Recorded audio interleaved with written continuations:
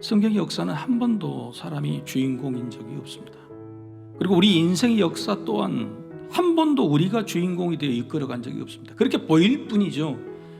늘 보이지 않지만 하나님께서 주도권을 쥐고 이끌어 가셨기 때문에 우리가 이렇게 살아 있는 겁니다. 여러분 자 보세요. 하나님이 주인공이 되셨다, 하나님이 주도권이었다 그러면 다윗이 실수했으면 어떻게 하는 거예요? 실수로 끝나게 하시지 않았어요. 놀라운 사건이 생깁니다. 다윗은 지명수배자입니다. 사울왕이 이미 다윗을 도운 사람은 모든 친족을 다 멸할 것이라 공포가 된 상황이에요. 근데 다윗은 이것을 알고도 이걸 더 엿듣고 분명히 고자질을 당할 것을 알면서도 했다. 이 말은 무슨 뜻입니까? 다윗 지살자고 아히멜렉이 죽을 수도 있겠다, 이걸 알고서도 한 겁니다. 그런데 놀랍게도 다윗의 이 행동, 오늘 이 행동을요 1000년 뒤에 예수님께서 평가를 해요. 도대체 하나님은 왜 이런 일을 하셨고 예수님은 왜 이런 일이 옳다고 말씀하셨을까? 다음에 두 가지 교훈을 다윗에게 그리고 인류 모든 하나님의 자녀들에게 주시려고 한 겁니다. 첫 번째, 죄의 대가는 생명이다. 죄의 삭은 사망이다. 다윗에게 알려준 겁니다. 너 죄 지었어? 그것도 알고도 지었어? 그의 대가는 반드시 사망이야. 다윗이 이후로도 수없이 죄를 짓죠. 그럴 때마다 하나님은 여지없이 생명을 빼앗아 가셨어요. 다윗은 여기서 배웁니다. 하나님의 법은 영원토록 피해갈 수 없어. 그래서 내가 죄를 짓고 죽음으로 값을 치를 때에 빨리 엎드리자.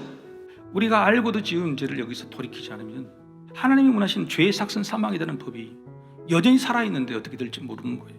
두 번째 알려주시는 말씀 뭐냐면 생명의 대가는 생명이다. 죄로 인해서 생명을 빼앗아 간다, 죽음이다 그러면 우리가 하나님을 믿을 이유가 뭐가 있어요? 그래서 하나님께서는요 죄로 인해서 죽을 수밖에 없었던 그 생명을 다시 생명으로 돌려주세요. 하나님이 직접 대신 죽으시고 십자가에서 그 죄를 용서하셨다 말씀하시고, 그리고 우리에게 어차피 너희는 죽지만은 부활할 것이다는 부활의 법칙, 부활의 생명을 다시 주는 겁니다. 여러분 이게 복음이에요. 아히멜렉 제사장이 끌려옵니다. 사울왕 앞에. 너가 왜 역적과 공모했느냐?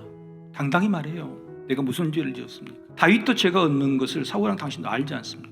난 할 일을 했을 뿐입니다 라고 이야기합니다. 이미 아히멜렉 제사장은 자신이 죽을 줄 알았습니다. 죽음까지 각오한 거예요. 마치 누구와 같냐?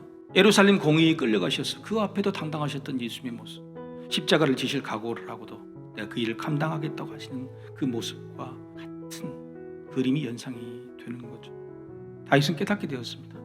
죄의 대가는 생명을 내어놓는 것이고 생명의 대가는 생명으로 갚아야 되는 거구나. 그래서 그 아들 아비아들에게 이렇게 말합니다. 두려워하지 말고 내게 있으라. 내 생명을 찾는 자가 내 생명도 찾는 자니 내가 나와 함께 있으면 안전하리라 아니라. 아비아들의 생명이 다윗 생명과 같다는 말이에요.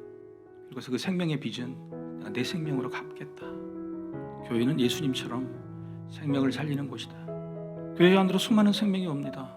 우리가 생명들을 찾아가지는 못할 망정 교회 안으로 찾아온 살려달라고 들어온 생명들을 우리가 어떻게 뒤에 될까? 우리는 생명을 빚진 자예요. 예수님께. 그래서 생명을 어떻게 갚을까? 주님 말씀하시죠. 나에게 갚는 것이 아니고 이웃에게 갚아라. 죽어버린 아히멜렉 제사장에게 갚는 것이 아니라 누구에게 갚아야 돼요? 살아있는 아들 아비아들에게 갚는 거예요. 다윗의 족보는 부끄러운 족보였습니다. 그런데 그게 메시아 예수님의 족보가 되었습니다. 하나님께서는 감추지 않으셨고 일부러 넣으셨죠. 왜요? 십자가는 이런 것이다. 죄는 감추는 것이 아니고 드러내 용서받는 것이다. 더 나아가 죄의 대가는 생명이지만 생명의 대가도 생명이다. 나의 생명을 너에게 주노라. 예수 생명으로 살릴 수 있습니다. 생명을 주고 생명을 살리는 저와 여러분이 되시길, 교회가 되시길 주의 이름으로 축복합니다.